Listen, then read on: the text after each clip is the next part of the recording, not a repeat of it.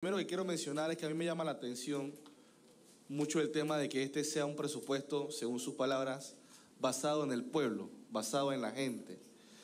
En mi opinión, cuando se hace esta aseveración o esta afirmación, es que se va a considerar lo que en este momento el pueblo panameño o los ciudadanos están esperando que pueda ser resuelto por parte de un gobierno. Y con esto me refiero, por ejemplo, a temas de alta importancia como lo es el tema del agua potable, que es una crisis de salud a nivel nacional, que desde Chiriquí hasta Darién hay falta de potabilizadoras, hay falta de sistemas de agua potable, hay crisis como la que sucedió en Azuero con el río La Villa, hay circuitos con más de 400.000 personas, como mi circuito del 86 en Panamá Este, en donde el gobierno parece que le costase asignar 8 millones de dólares, por ejemplo, que vale una potabilizadora o la remodelación de una potabilizadora en corregimientos como Pacora, Las Garzas y parte del corregimiento de la 24 de diciembre.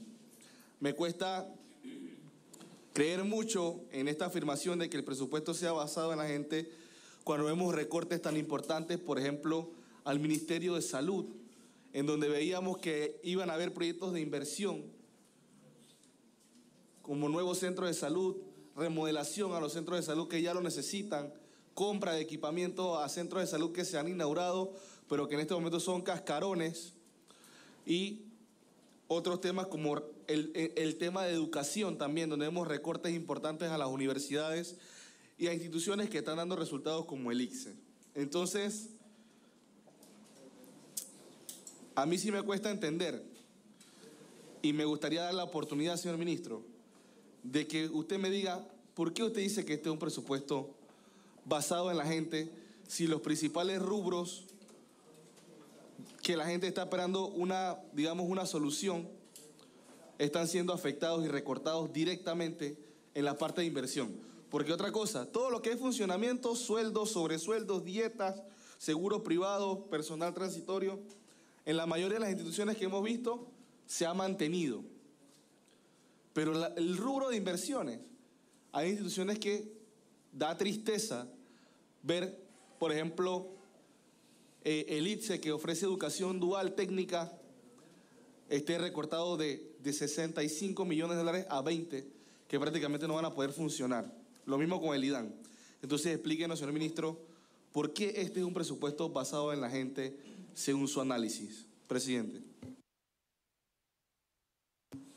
Muchas gracias, honorable.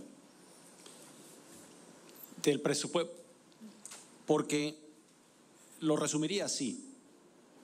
El rubro más grande que hay es producto de la inmensa deuda que ha heredado este gobierno, que es obligación del Estado panameño, en el cual se duplicó en los últimos años, que no es responsabilidad ni de esta Asamblea ni de este órgano ejecutivo, pero son obligaciones del Estado panameño que tenemos que cumplir.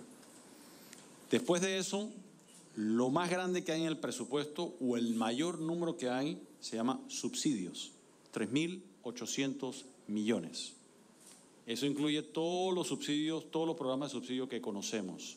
Están los que ya mencioné anteriormente, que incluyen una cuenta de luz subsidiada para todo el que consuma menos de 300 kilovatios hora al mes, que representa probablemente, si no más del 80% de los hogares panameños reciben un subsidio en su cuenta de electricidad. La región occidental, más de eso, casi la totalidad de la población recibe un subsidio. Más del 90% de la población recibe un subsidio en el tanque de gas, cuyo valor real de mercado debe ser aproximadamente 16, 17 balboas por tanque, y hoy en día pagan entre de 4 o 5 balboas por tanque. Es decir, el ahorro es inmenso, donde inclusive hay personas que probablemente no lo necesitan y se le está subsidiando ese tanque. Igualmente en interés preferencial, donde sin estos programas de subsidio habría probablemente más de la mitad, más del 50% de las viviendas que se venden en un año en Panamá están amparadas bajo el régimen de interés preferencial. que si no se subsidiaria ese programa, como lo hemos comenzado anteriormente, probablemente al menos de la mitad de esos hogares panameños no lograrían calificar y obtener una vivienda. De ahí le sumamos 120 a los 65, la beca universal, el ángel guardián, el subsidio al metro, el subsidio al metro, al Señor bus. ministro, disculpe, usted está mencionando, porque esa es la pregunta que le iba a hacer siguiente, ¿estos subsidios que usted está mencionando están dentro de los 3.800 millones que ya me mencionó o es aparte? No están allí. Ok, me está desglosando entonces los 3.800 millones. Perfecto. Sí, se los estoy desglosando, ¿qué son los 3.800? Sí. Para que tengamos una idea, y al final eso, si miramos detrás de cada ese número que estoy diciendo, está el rostro de una persona detrás de ello. El individuo, ese ser humano que va y compra un tanque de gas, el que se monta en el metro, que se monta en el bus, el que paga la cuenta de electricidad, el que recibe una medicina subsidiada en las farmacias del Ministerio de Salud, el que va a una feria de Lima y compra un arroz, el diputado lo conoce perfectamente, a un costo sustancialmente menor al de mercado. Por eso yo digo que la inmensa mayoría de los recursos está dirigido a eso, a los grupos más vulnerables. De ahí que el comentario de que está enfocado en la gente no es en el vacío. Lo otro, pilares fundamentales del gobierno nacional, del gobierno del presidente Mulino, uno es agua. Y si apreciamos en el agua, el presupuesto que tenemos recomendado para el año 26 es el mayor presupuesto en la historia que ha tenido el IDAN. Es decir, esta administración ha heredado un Instituto Nacional de Acueductos con un retraso probablemente de más de 30 años o más. ¿Usted está consciente o no estamos conscientes de que la tarifa del agua, por ejemplo, aquí no se revisa desde el año de 1982? 1982. Y que aquí más del 50% del agua que producimos en el país, en el tercer país de mayor hidrología del mundo, se pierde. Y una inmensa mayoría de esa agua no se factura. Y en el tercer país de mayor hidrología del mundo hay una cantidad injustificable de panameños que no tienen agua por una mala administración de los últimos 30 o 35 o 40 o 50 años, que no vamos a resolver en 5 años, pero créame que se va a notar el avance en el mejoramiento sustancial tanto de la producción de agua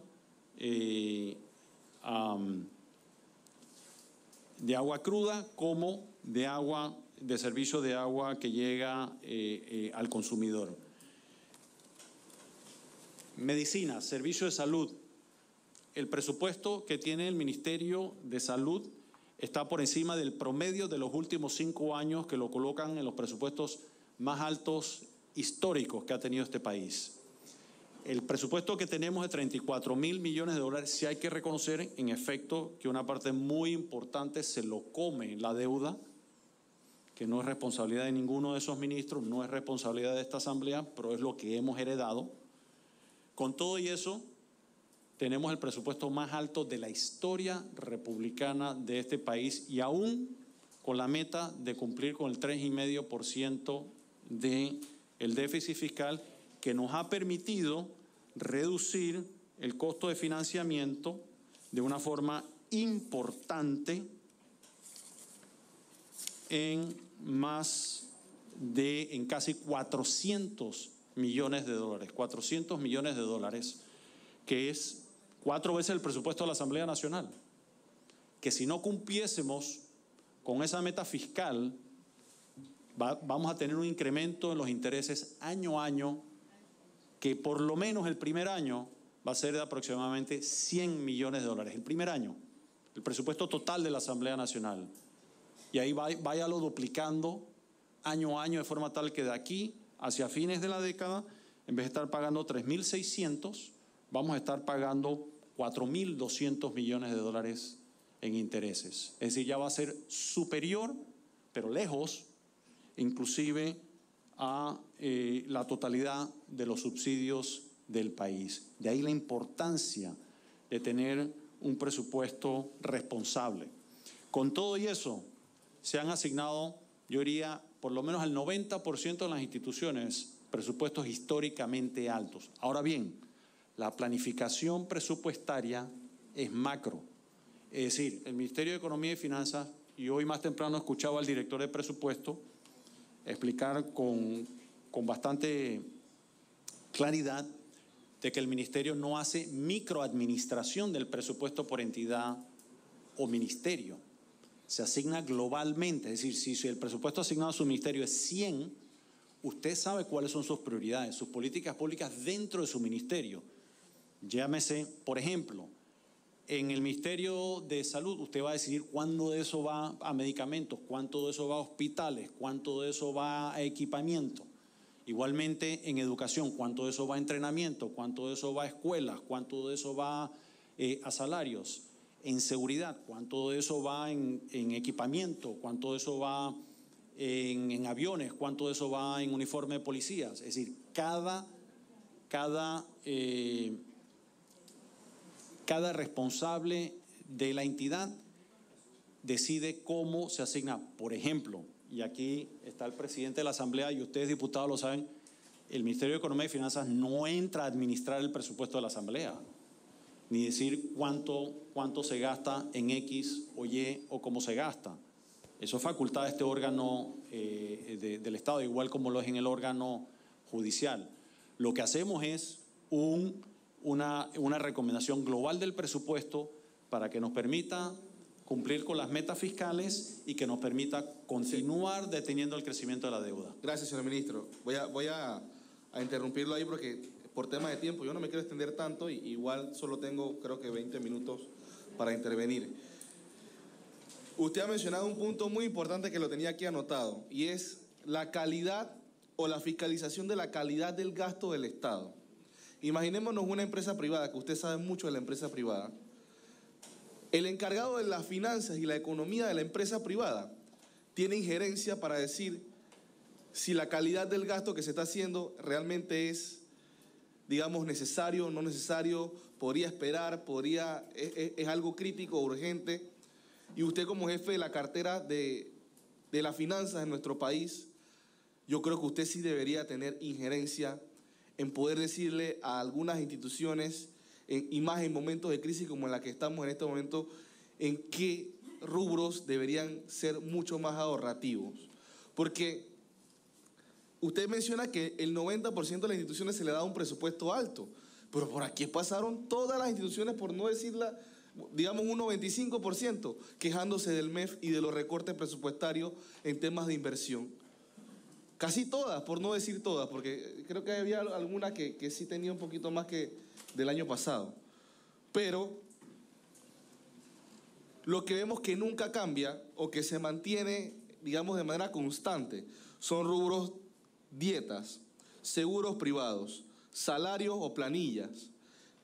Y disminuimos o sacrificamos el tema de la inversión. La Universidad Nacional, por ejemplo, y yo se lo dije al rector, que estuvo ahí sentado también, mencionaba que gracias al recorte del presupuesto de inversión, si no se hacía algún tipo de rejuego, la universidad iba a dejar de atender a 90.000 estudiantes y íbamos a tener que recortar o mandar para la casa a un número importante de estudiantes.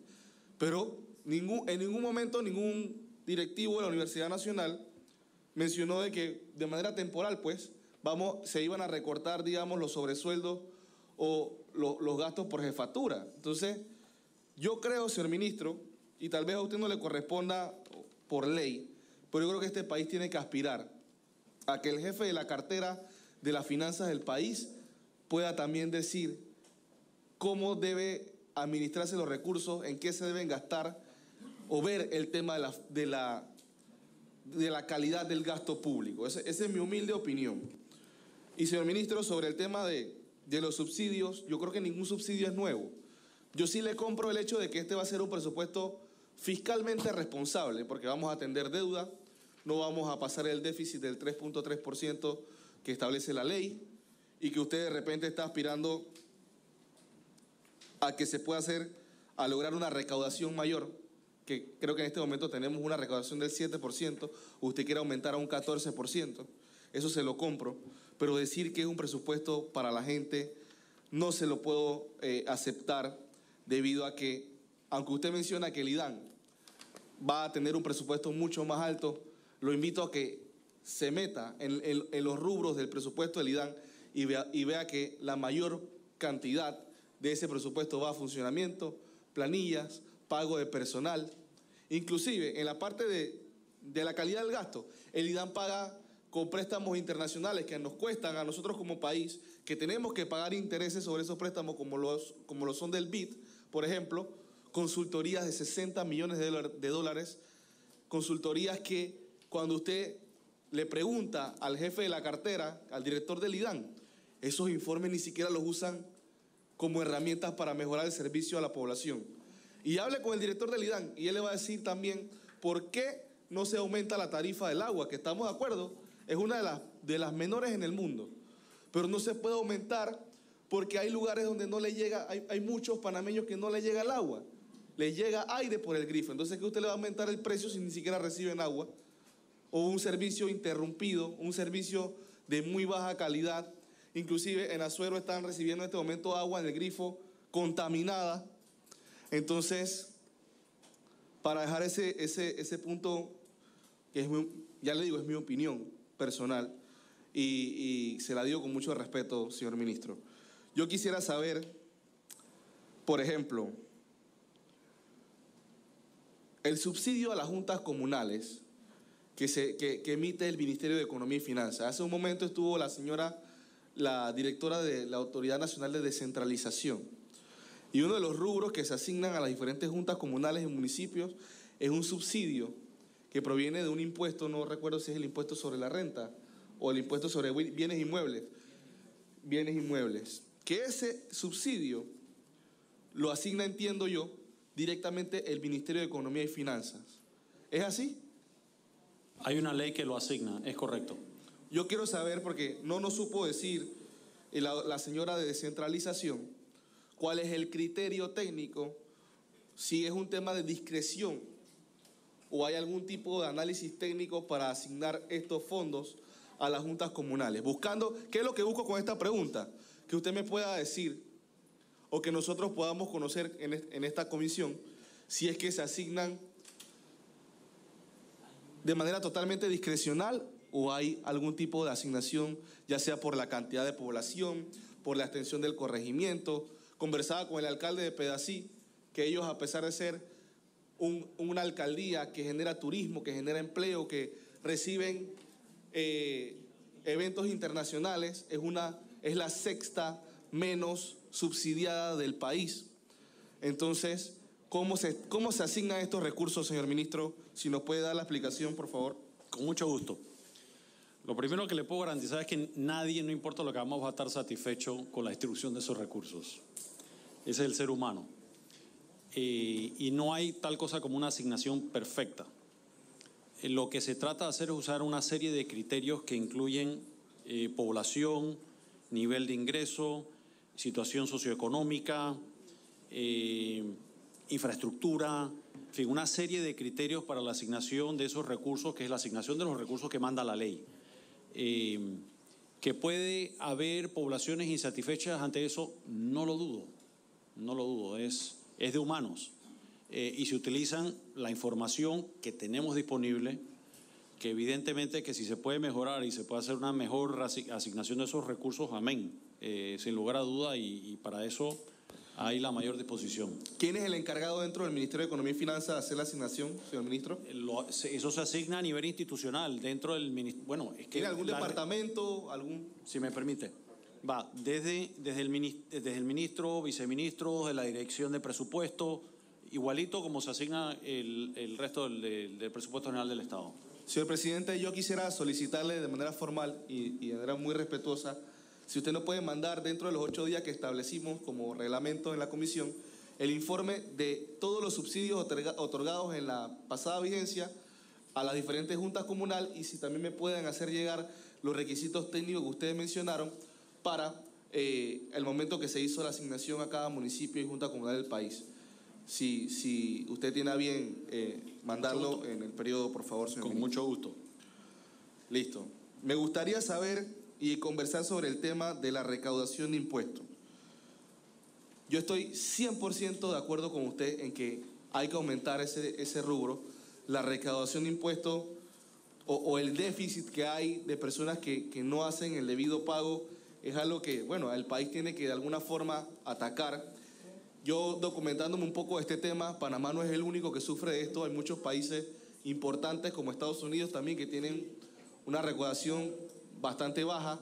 Entonces, mi pregunta es, y confiando en sus habilidades de economía, usted ha demostrado y tiene el respeto pues internacional y en verdad es bueno tenerlo como ministro de esta cartera. Yo quisiera saber cuál es el plan real para el MEF o del MEF para aumentar del 7% al 14% en la recaudación de impuestos, señor ministro.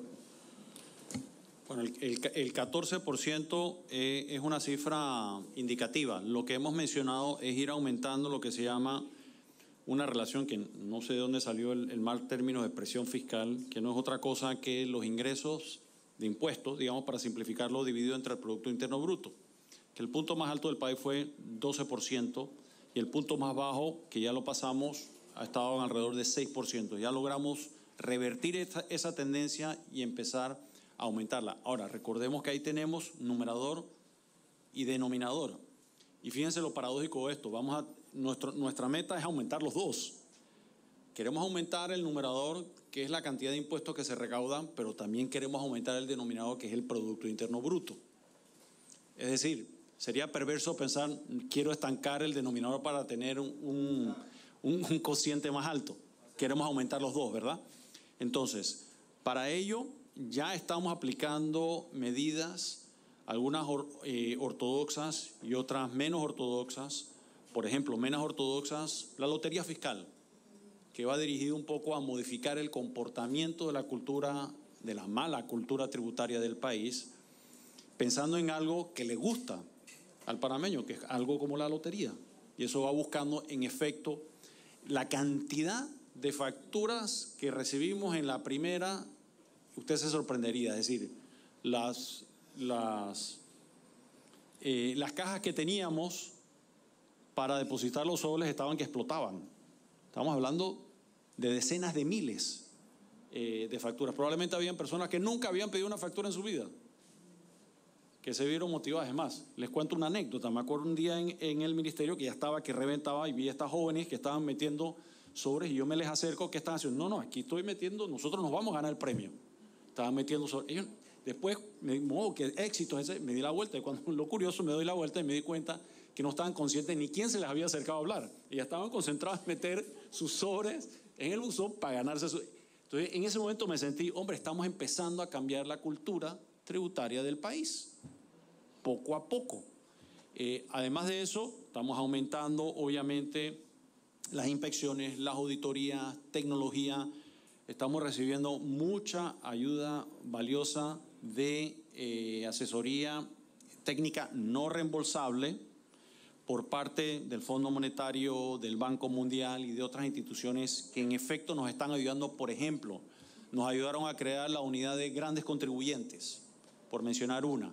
Nos están ayudando a mejorar la plataforma del ITAX, nos están ayudando al facturador electrónico y así muchas cosas que ya se están haciendo que no se ven los resultados en 24 horas.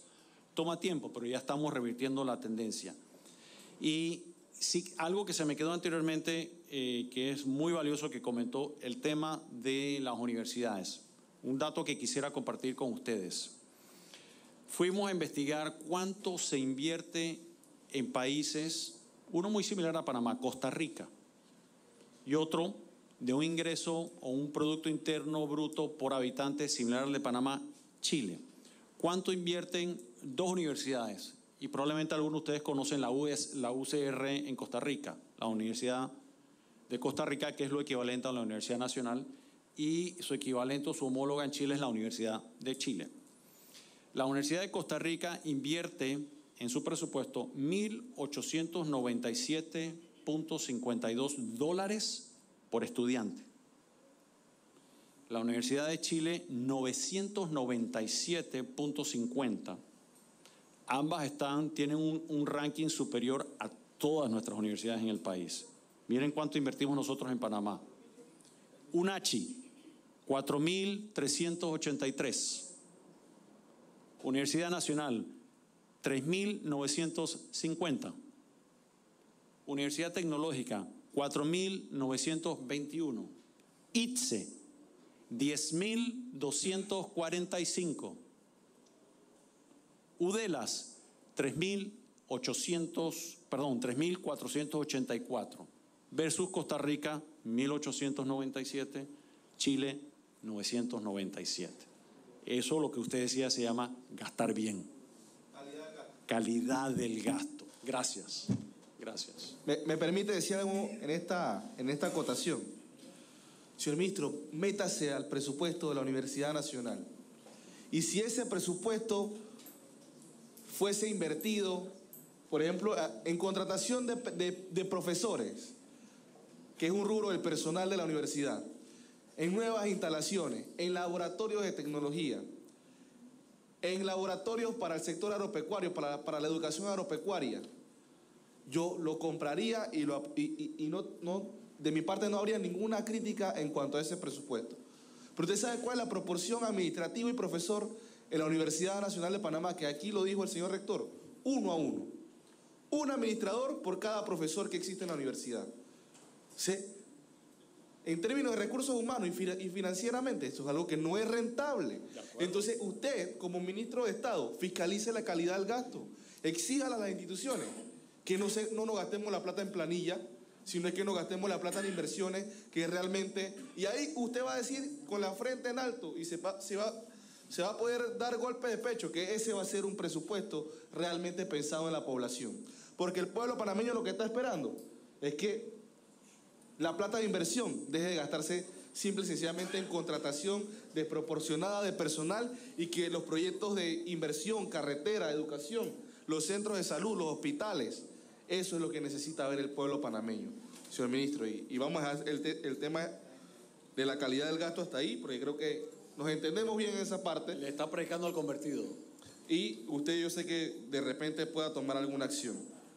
Con el tema de la recaudación de impuestos, señor ministro, yo quisiera saber si usted tiene, ya me dijo más o menos la estrategia, yo quisiera saber si tiene algún número proyectado de más o menos cuánto prevé usted va a recaudar este año fiscal.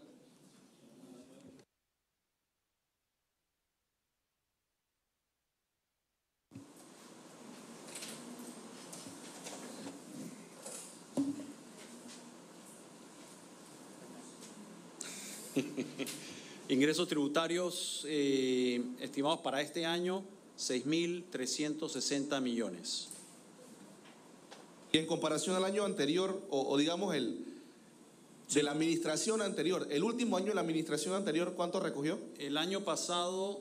No, el 2024-2025. Por eso, si me permite, sí, 2024, 5.718 y esperamos que este año alcance 6.360. Más o menos millones. Mil millones más. Sí, señor. Ok.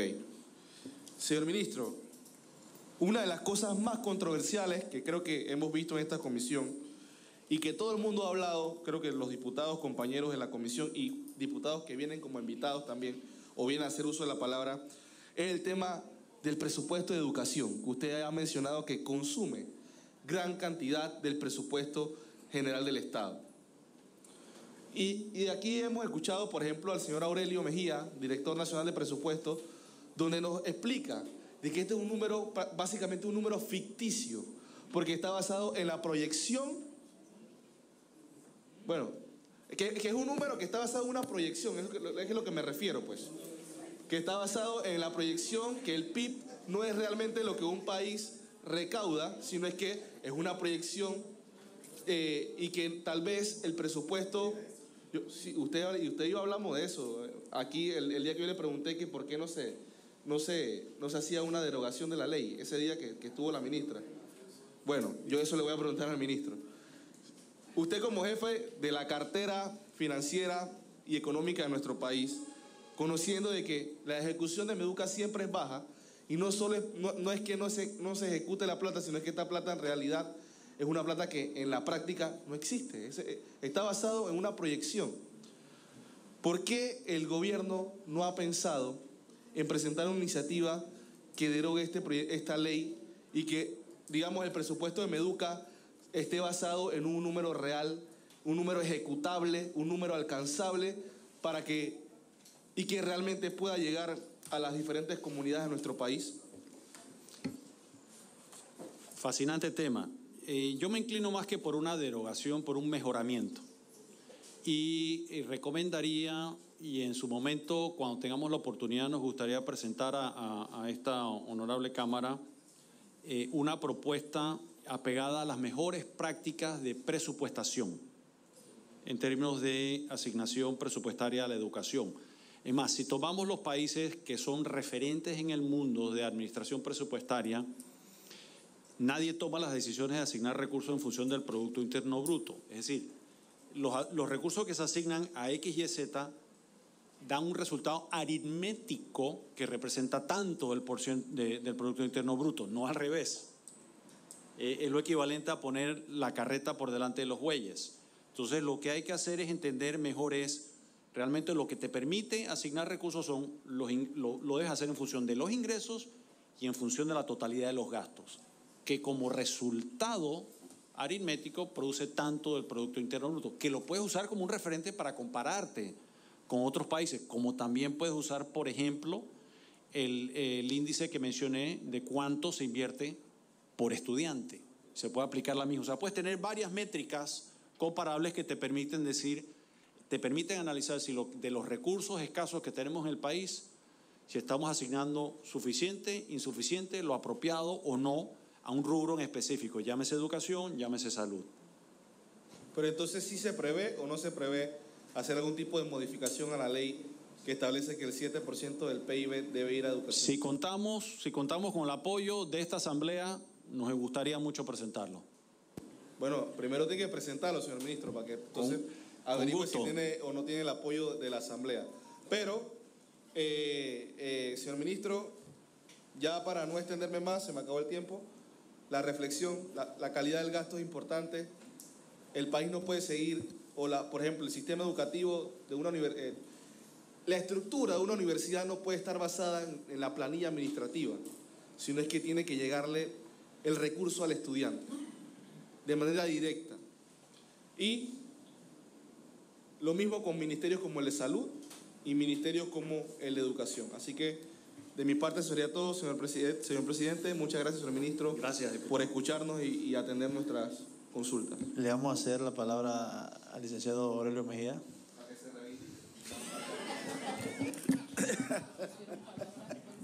No, solamente, señor presidente, para que quede en acta de que yo no dije eso.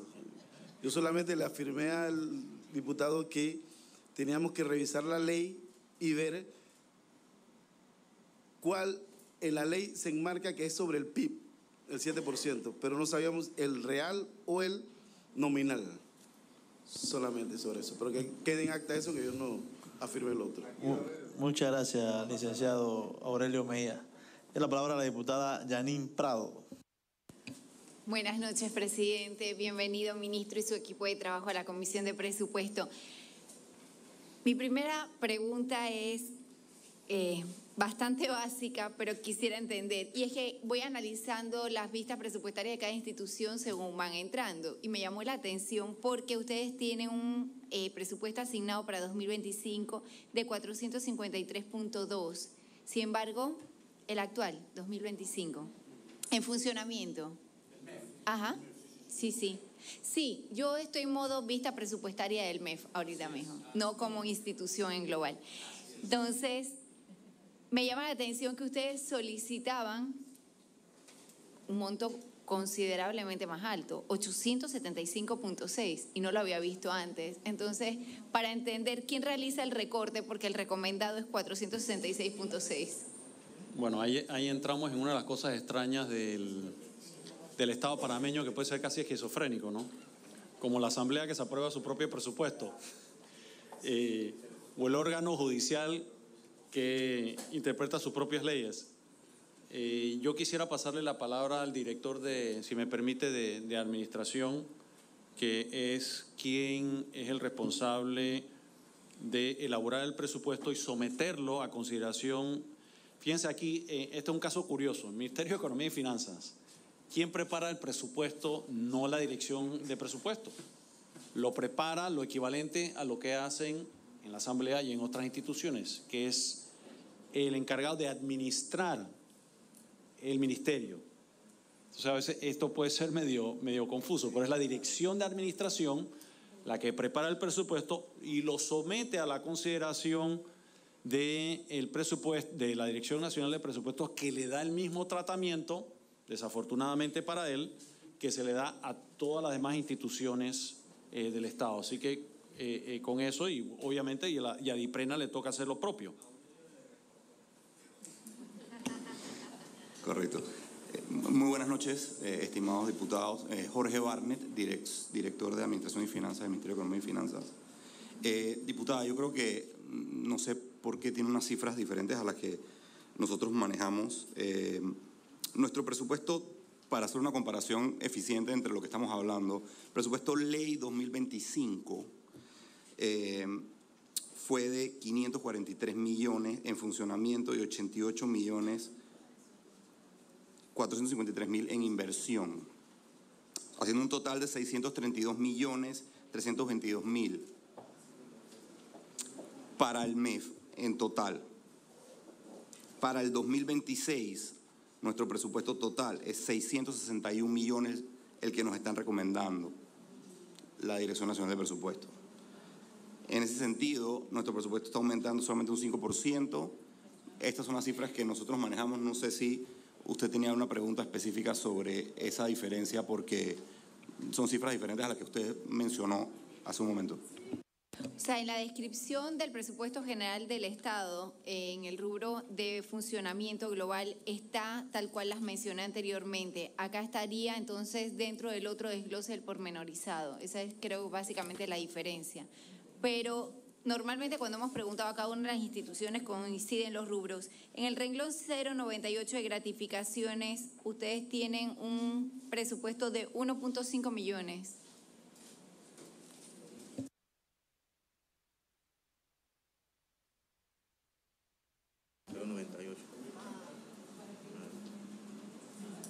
$1.5 millones, correcto. En el 2025, así es.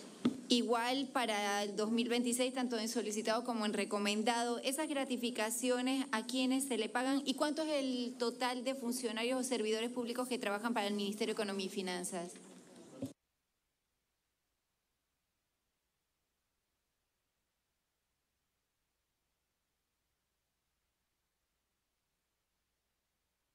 Ok, en estos momentos nosotros tenemos un total de 2.612 colaboradores en el Ministerio.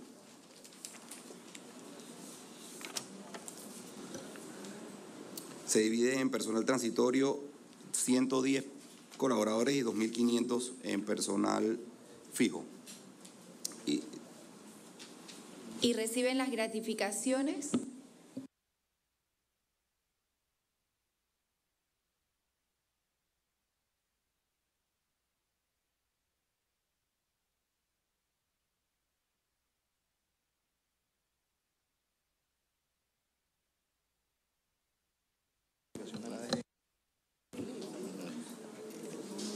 Correcto, las gratificaciones serían las bonificaciones que otorga la Dirección General de Ingresos por ley a sus colaboradores, del 1%.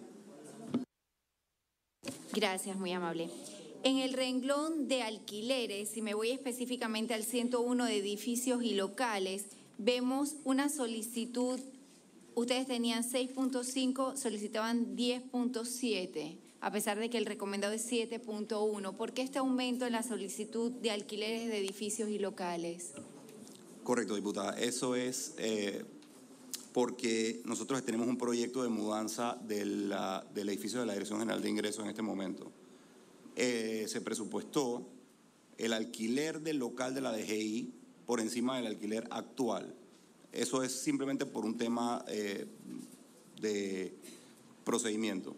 Se tuvo que realizar de esa forma porque necesitamos mantener un bloqueo de la partida para el nuevo edificio y tenemos pues el bloqueo del contrato del edificio actual también. Entonces eso nos hizo aumentar un poco el solicitado para el próximo año, pero en realidad ese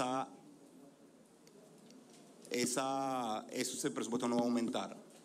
Nuestro presupuesto real de alquileres de locales es de 4.3 millones y en el momento en que el edificio logremos mudar a la DGI, nosotros lo vamos a hacer sin tener que pagar 2 alquileres a la vez. Evidentemente, esa es nuestra meta.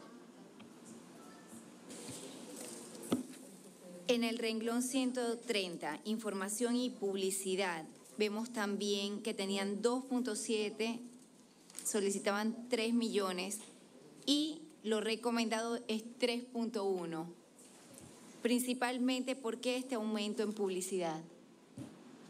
Principalmente por la solicitud que nos hizo la Dirección General de Ingresos para aumentar su reconocimiento y su posibilidad de recaudación a nivel nacional.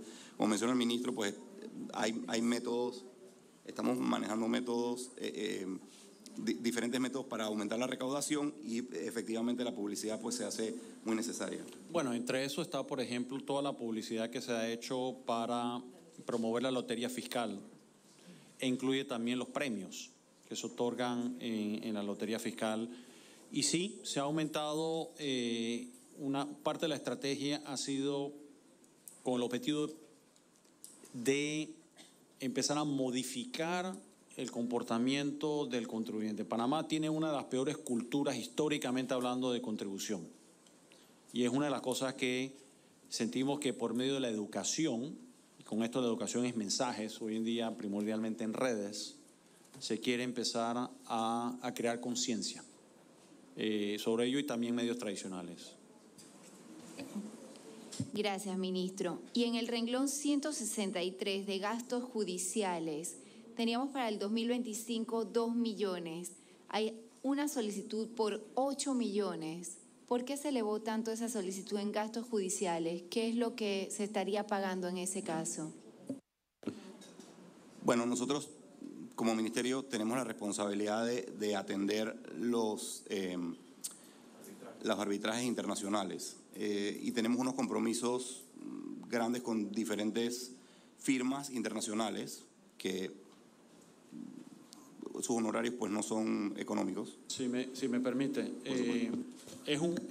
diputada, es un estimado de lo que la República de Panamá le podría costar gestionar estos arbitrajes. Por ejemplo, hemos logrado la suspensión hasta el momento de los arbitrajes por parte de First Quantum que representan hasta 30.000 millones de dólares. Ahora bien, responsablemente tenemos que tenerlo en presupuesto porque no hay ninguna garantía de que serán suspendidos o eliminados indefinidamente. Si bien hemos logrado hasta el momento suspenderlos y hemos reducido la carga legal la misma puede surgir nuevamente. Lo otro, muchos de estos procesos arbitrales son prácticamente imposibles de prever. Entonces uno va haciendo una estimación, viendo el comportamiento histórico de los últimos 30 años. O sea, aquí en Panamá venimos manejando arbitrajes de toda la vida. Por ejemplo, en los 90s hubo arbitrajes desde cuando se reestructuró la deuda. Ustedes se acordarán cuando pasamos del impago de la deuda a los bonos Brady's, y de los bonos Brady se tenía que hacer un canje por bonos. Hubo algunos inversionistas como Elliott and Associates que demandó a la República de Panamá y hubo arbitraje. Estamos hablando de los 90. Y así le puedo citar una cantidad, todos los arbitrajes, por ejemplo, que ha tenido que enfrentar el Canal de Panamá, que ahora bien, cuando se ganan los arbitrajes, en muchas ocasiones te reembolsan las costas. Pero es muy difícil presupuestar con exactitud eso. Por eso yo me refería al vocablo latino de presupuesto. Estamos estimando algo y tenemos que tener recursos previstos para ello. Y esperemos no necesitarlo, porque no Así se lo es. recomendaron, ministro. Así es. Precisamente le iba a decir, disculpe, Disculpe, diputado. licenciado. Tenemos un debate, la diputada con el ministro, que es lo común, las preguntas. Nosotros abrimos el compás y no interrumpo para dar la palabra a nadie, pero sí le solicito, aparte del ministro, al equipo que se identifique nombre y cargo, porque los transcriptores, ahora del escuchar el audio y pasar a acta, no sabe quién está hablando. Y disculpe, nombre y cargo, por favor. Gracias, presidente. Disculpe falta de protocolo. Jorge Barnett, director de Administración y Finanzas. Quería corroborar lo que dijo la diputada. Precisamente, sí, la solicitud fue 8 millones, pero el recomendado fue 2.8. Gracias, muy amable. En el renglón 171 de consultorías también vemos un caso similar. De 9.2 que teníamos 2025, se solicitaban 15.4, pero el recomendado es 9.1. ¿Por qué también solicitábamos un aumento considerable en consultorías, ministro?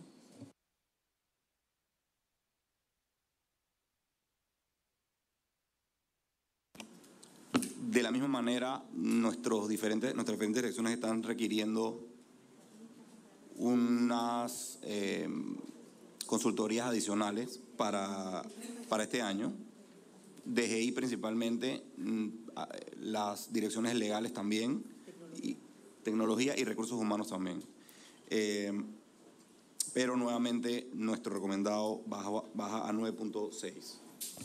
Igual que sucede, diputada, en otras entidades del Estado, las diferentes direcciones y departamentos dentro de un ministerio solicitan y uno le responde: no hay los recursos que usted está solicitando. Ergo, se le reducen. Gracias, ministro. De hecho, por ejemplo, salté el renglón que en otras instituciones sí lo consulto mucho, y es el tema de viáticos. Y por un lado, porque ustedes hacían una solicitud mayor que la que tienen para 2025, pero no es recomendada. Y sí entiendo que usted ha tenido que realizar varios viajes al extranjero precisamente para buscar refinanciar esa deuda y además tratar de, no sé si la palabra correcta es estabilizar o mejorar la sensación y generar confianza a nivel internacional para que precisamente pues no perdiéramos grado de inversión y demás. Pero usted tiene más conocimiento de eso que yo. Sí, lo que le puedo decir de los viajes, en el último año hemos logrado una reducción en lo que pagamos intereses de $400 millones. Lo que pagamos en viáticos es una fracción de eso. Y hemos logrado atraer inversiones de una forma importante. Menciono una. Por ejemplo, la compra que hizo Maersk del ferrocarril del canal, $600 millones, generando un impuesto de ganancia de capital de más de 35 millones. ¿Cuánto tenemos en viáticos asignados? Imagínense, 1.8 contra nada más en una transacción, $35 millones de impuestos de ganancia de capital. ¿Por qué una empresa como esa decide invertir 600 millones en Panamá? Confianza, confianza, confianza. Un equipo que va y le explica, da la cara. Ahora bien, sí debo mencionarle, diputada, muchos de esos viajes, el costo excede los viáticos. Este que está aquí tiene que poner plata a su bolsillo. Y uno lo hace porque quiere este país y creo en el futuro de ellos, y lo volvería a hacer. Y ustedes a mí no me han visto a mí pidiendo más viáticos, porque yo sabía desde antes cuánto eran los viáticos, ni salario, pues yo sabía desde antes cuánto era el salario. Y si uno está dispuesto a tomar una reducción de su ingreso, viene con la responsabilidad. Lo comprendo perfectamente, porque nosotros en ese caso, por ejemplo, algunos diputados hemos renunciado a ese tipo de privilegios, precisamente porque uno trata de aportar en positivo al país y es consciente de la situación que se tiene. En el renglón 314 terrestre, veo que ustedes también tenían 100.000, solicitaban 1 millón y les dejan un recomendado igual de 100.000. Esta solicitud era para compra de nueva flota vehicular. ¿Cuál es la flota vehicular de la institución? Vemos en muchas de ellas que está sumamente deteriorada. Empezando por la de suministro, diputada. Yo tengo un Honda Pilot del año 2017 que tiene como 150.000 kilómetros recorrido, que a veces hasta me da pena que vean y piensan, van a pensar que el país está quebrado. Pero bueno, hay que ser consecuentes, ¿no? Con lo que uno pide. Jorge Barnett, Administración y Finanzas.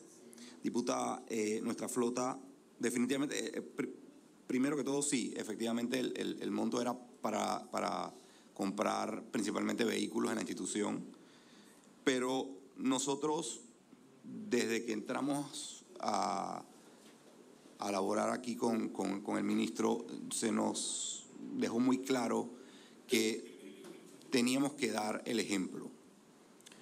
Dar el ejemplo significa intentar utilizar los recursos de la mejor manera, y sabíamos que teníamos una flota inmensa de carros, sí, muy deteriorados, pero que sabíamos que podíamos recuperarlo con una buena administración. El ministro nos puso una meta de bajar la flota vehicular del ministerio, que estaba por alrededor de los 350 carros a 250 carros a final del año. Bueno, yo me la puse para el final del año, en realidad él nunca me dijo cuándo. Estamos muy cerca de lograrlo, y sí, hay vehículos muy deteriorados, pero hemos logrado recoger. Ya usted no ve vehículos del Ministerio de Economía y Finanzas tirados por allí en casi ninguna provincia. En Tumamuerto habían unos enfrente de nuestro almacén, y hemos logrado una recuperación de la flota de gran manera. Gracias a eso no hemos tenido que realizar esa inversión, siendo consecuentes con el estado de las finanzas del país. Y nos queremos mantener así para el otro año. Estamos trabajando en proyectos de funcionamiento para mantenimiento de la flota y quizás un proyecto de alquiler de vehículos para tercerizar un poco el gasto que tenemos en el ministerio, que contamos un taller muy pequeñito para una flota tan grande, pero que aún así hemos logrado llegar cerca de las metas que nos hemos puesto. Gracias, muy amable. El renglón 635, empresas productoras y comerciales, ¿a quién se le paga específicamente y por qué?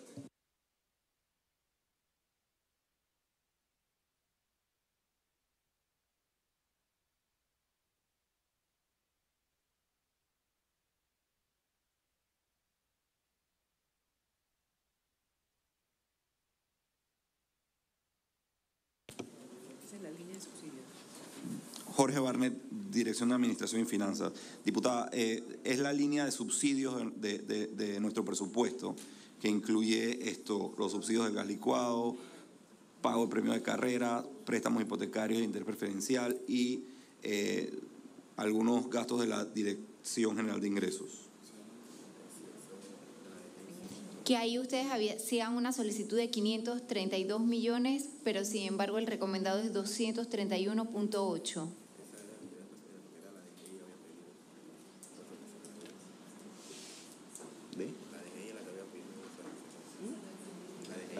Sí, era una solicitud de la Dirección General de Ingresos que fue revisada por la DIPRENA. En indemnizaciones a instituciones privadas, renglón 637, ¿eso es para pago de algún tipo de laudo arbitral o en concepto de qué es ese pago o esa indemnización, mejor dicho?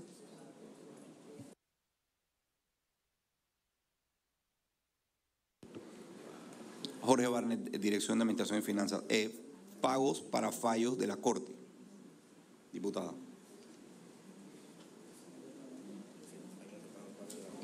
Estamos hablando de un monto. Ministro, en ese caso, no sé si usted o alguien de la institución pudiera explicarme, porque veo que es un monto que para 2025 era de 24 millones y se mantiene igual para 2026. ¿Por qué es tan elevado? Yo creo que por exceso de litigios, algunos de ellos obviamente con resultados adversos al Estado panameño, que conlleva hacerle frente a compensaciones tanto locales como internacionales. Pero nuevamente, al final es un juez o unos árbitros los que deciden el monto. Lo que estamos es presupuestando, tratando de estimar basado en un comportamiento histórico. pero difícilmente el monto va a ser exacto, ¿no? Claro, comprendo, ministro, gracias. Y en el renglón 648 me dicen a más propias, ¿qué se estaría pagando toda vez que teníamos 35 millones y es lo mismo recomendado, pero la solicitud era por 102 millones?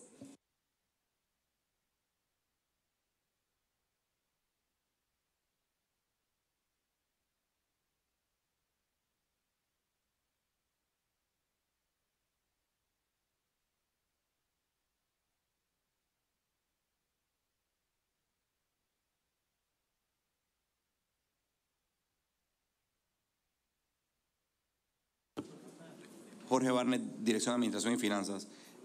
Diputada, subsidios de energía, FTO, FET y otros proyectos de la institución. Muchas gracias. Y ya mi última pregunta, ministro, sería si se adeudan primas de antigüedad en la institución y adicional, porque lo he cuestionado varias veces y el licenciado Aurelio no me dejará mentir, porque adicional a la deuda que nos dejó la administración anterior, donde se duplicó la deuda pública, nos encontramos, por lo menos en esta comisión y siendo primera vez que estoy como comisionada, con un sinnúmero de vigencias expiradas, pero también cualquier cantidad de millones en primas de antigüedad y que hasta donde he consultado me dice que el Ministerio de Economía y Finanzas no tiene la información como del total de las primas adeudadas en todas las instituciones. ¿Por qué considero que sería importante? Porque es que a lo que nos dejó la administración pasada de esa deuda, que aumentó en más de 24.000 millones, tendríamos que sumar cuántos fueron todo lo que dejaron de pagar en vigencias expiradas y cuánto dejaron de pagar en primas de antigüedad, pues creo que esa cifra va a ser realmente reveladora. Totalmente. Nuevamente música le está hablando al convertido. ¿Y por qué? Nos hemos encontrado, primera vez que, como saben, que yo ocupo un cargo de servidor público. Y hago énfasis en servidor público, porque eso es lo que viene a hacer uno acá, a servir. Nos hemos encontrado con prácticas de administración que realmente son deficientes y que estamos mejorándolas. Y temas interesantes como, a diferencia de usted también que viene de la empresa privada, en el sector público globalmente no hay un balance de situación como tal. Nuestro presupuesto es de flujo de caja, no es de devengado. Y pocos países tienen lo equivalente a un balance de situación en el cual en los pasivos se deben registrar, como hace una empresa, por ejemplo, los pasivos laborales. Un mundo ideal sería tenerlo. Y me sospecho que debe haber algunas entidades que realmente ni saben cuánto es, lo cual es preocupante. Nosotros sí lo tenemos debidamente documentado dentro del ministerio, pero obviamente nosotros somos una gota de agua en el mar, ¿no? Y lo hemos ido reduciendo de forma importante, de forma tal de lo que queda en monto por pagar ha ido bajando de manera importante, lo tenemos debidamente documentado y nuestra aspiración es que todas las instituciones del Estado hagan lo propio y en eso nos pasamos continuamente gestionando. Y otra muestra, el año pasado recordarán cuando el gobierno nacional tuvo que hacerle frente a cuentas por pagar acumulado de años, porque cuando le digo acumulado de años hay algunos que venían del 2017, 2018 de empresas que injustamente no se les había pagado, y en su mayoría empresas medianas y pequeñas, que es donde más se crea empleo en el país, donde se les estaba asfixiando su capital de trabajo, y resultaron ser montos que podían alcanzar hasta los $1.000 millones de años de no pagar por una mala gestión administrativa de por lo menos 2 administraciones. Eso es muchas de las cosas que nos hemos propuesto cambiar. ¿Tendría la cifra exacta de a cuántos exfuncionarios están pendientes de cancelársele esa prima de antigüedad, ministro? 616 para el nuestro. Muchísimas gracias, ministro.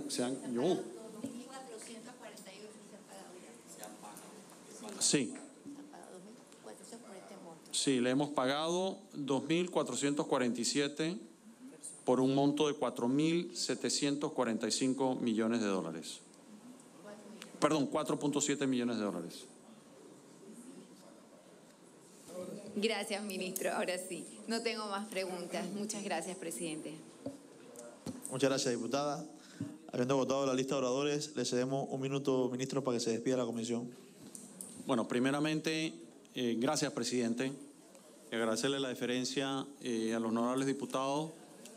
Muy buenas preguntas, muy válidas, las de ambos diputados, y yo creo que eso provoca una reflexión interesante sobre la gestión presupuestaria, administrativa y de gasto del Estado que compartimos, y son los debates enriquecedores que nos ayudan a reflexionar y a mejorar la asignación de los recursos y la gestión de los recursos públicos. Así que